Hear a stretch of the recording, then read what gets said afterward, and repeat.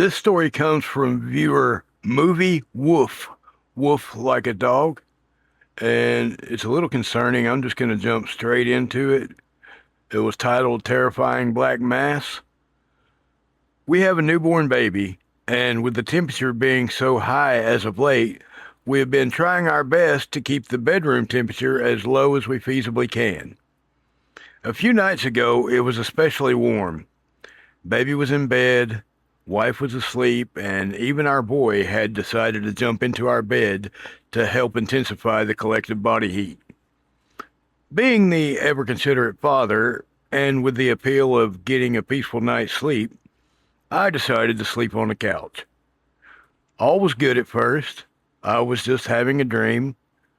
I can't even recall what the dream was about, but what I do remember is the giant black mass that approached me in the dream. It terrified me enough to wake me up. What made it all the more terrifying is that when I woke up, this same black mass was standing over me right beside the couch.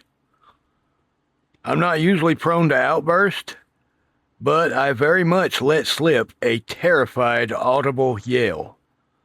Luckily, somehow not loud enough to disturb the family, but loud enough that I knew I was definitely fully awake. Whatever this dark mass was, it quickly shuffled away towards the hall, and I know there will be some who might say this was all just in my head because I had just woke up.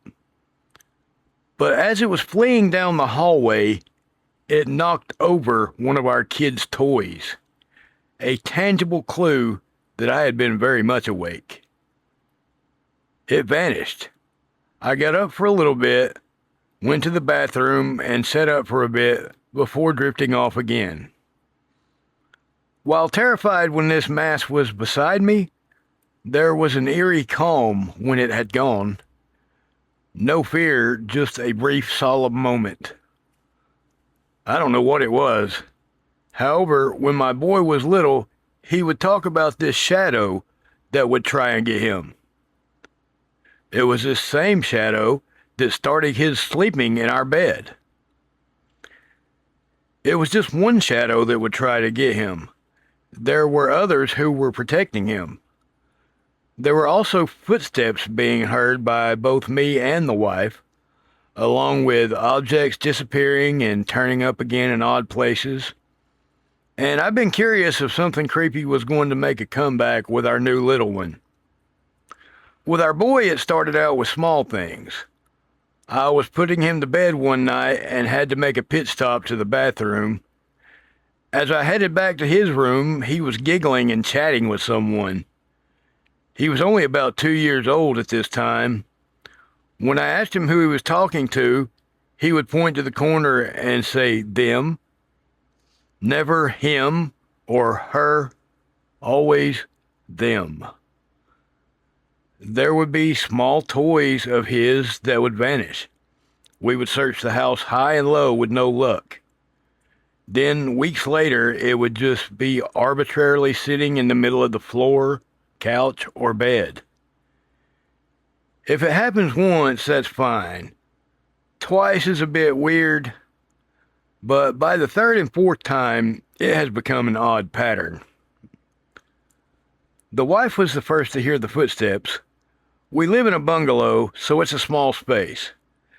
There are 2 halls leading from the living room and sitting room, one that leads to the bedrooms and the other to the bathroom and kitchen.